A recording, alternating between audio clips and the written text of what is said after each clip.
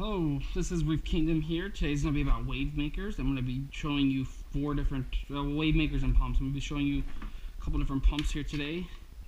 5 actually. So first I'm going to start off with my sicce 550 gallon per hour pump.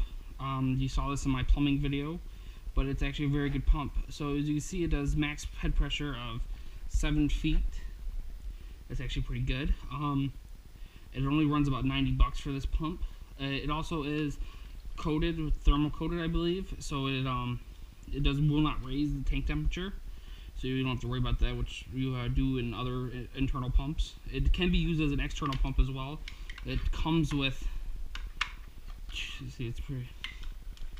It does come with another one of these bulkheads to screw into the top here, and then you can have 2, and you run a hose to it, and you can use it on the outside. Actually, a really good pump. Okay.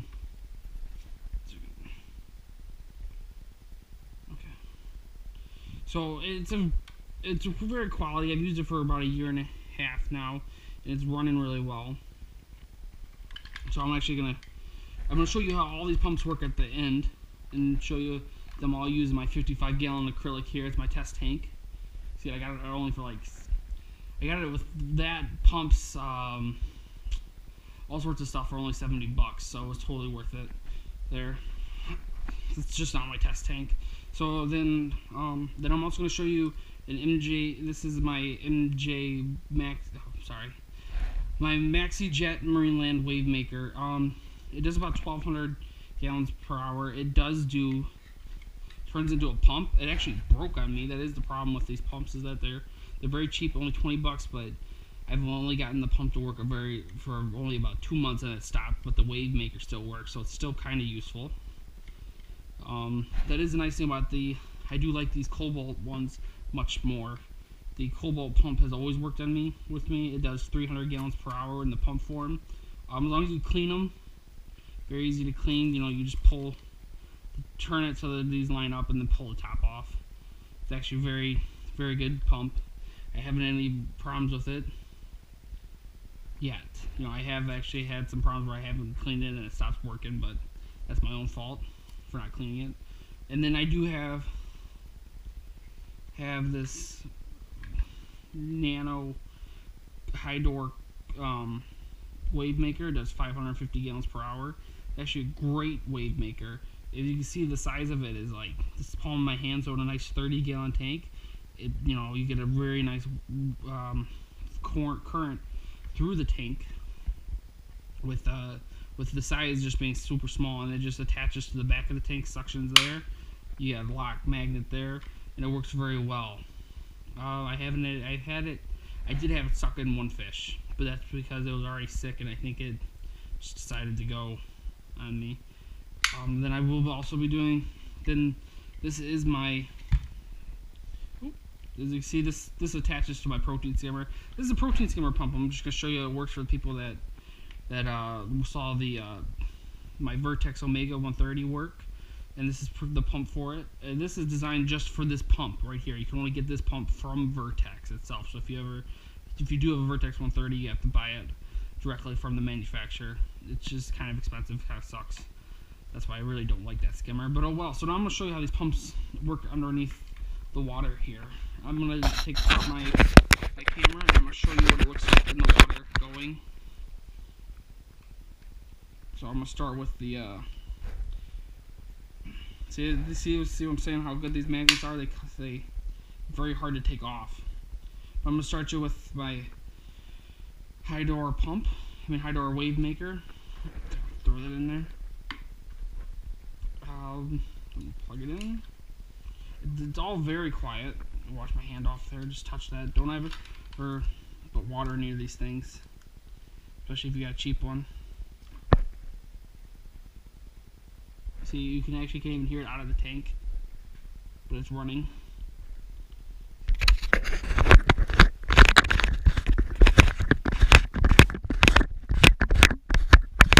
just taking off my camera.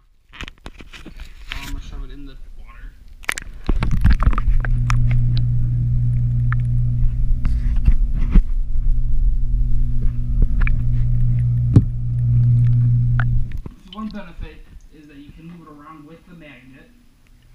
So if you wanted to adjust the water level, where you want it in your tank, you just move it with the magnet, so you don't have to get your hand wet with it. That is a plus with the Hydor with the magnet. I'm just gonna grab my camera in there.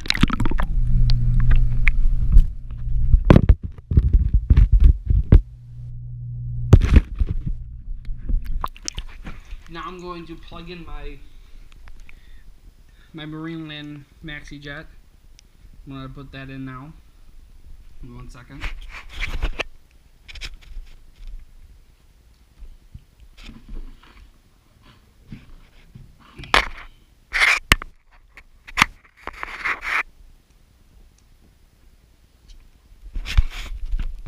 Sorry about the blackness there for a minute.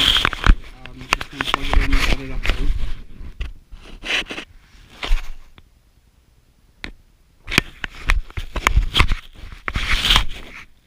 So as you can hear, the Hydor is completely quiet, and you'll hear from when I turn on this, when I turn on the wave maker here, the second one, it's pretty loud. And you can hear a lot of it, but that's just from vibrating on the bottom of the tank. Even when I pick it up, it is much louder than what the other one is, but it's also twice the size. So it is only 20 bucks. So for a wave maker that does 1200, you can't beat it. It also has very good holes in the side, so they're close together, so your fish won't get sucked into it. I'm gonna show you that one now in the water.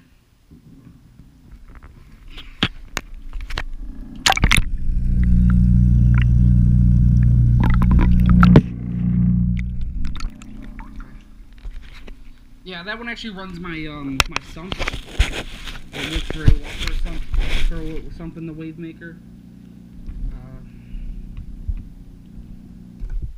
The good thing about it is it moves the current like I need it to, because I don't have my bevel set up correctly.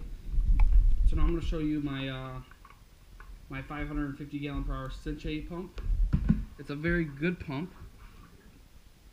Just angle that properly.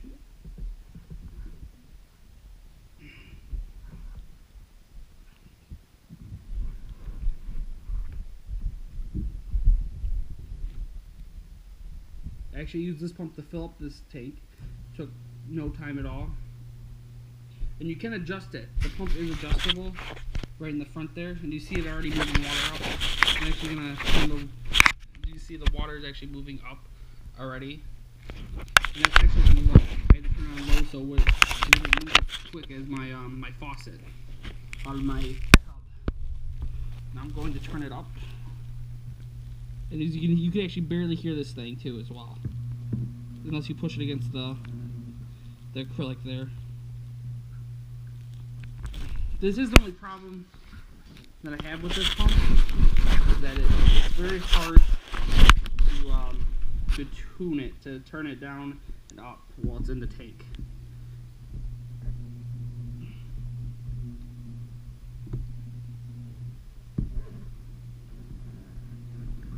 There it goes, okay.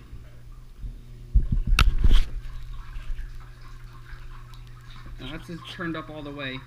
You can see it's making quite a bit of splashing. I'm going to put the camera in now and show you.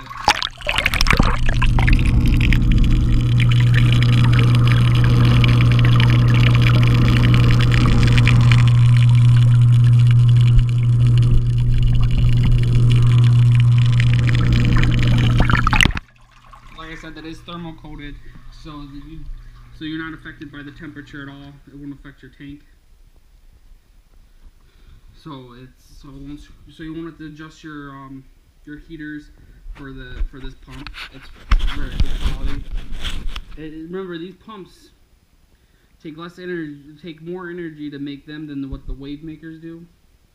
So like that's why that's so tiny and can produce such a high flow rate. That's why that's that one. Talking about the nano. Now I'm going to show you my MJ pump right here.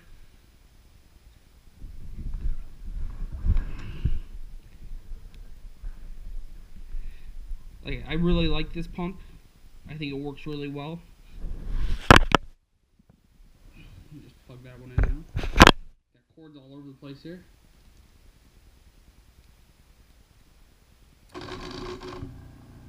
See, that's the problem with that marine land. It's very... for knocking you over. That's the problem with that marine land. It's very loud. That is...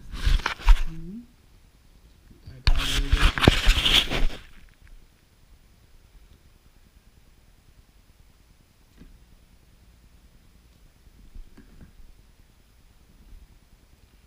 Okay, and then here is the MJ pump.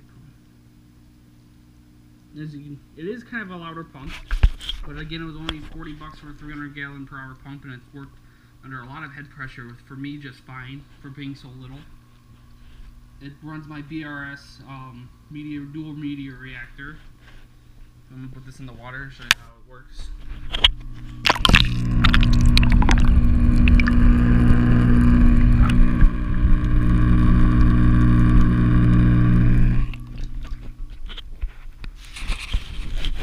Like I said, I really like that pump. It's more one of my favorite pumps.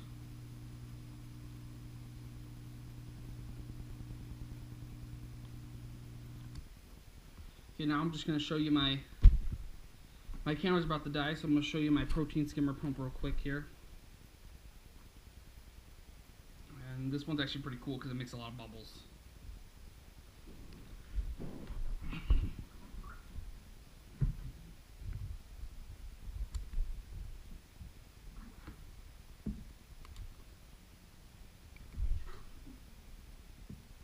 Okay, see, that's the problem with these pumps.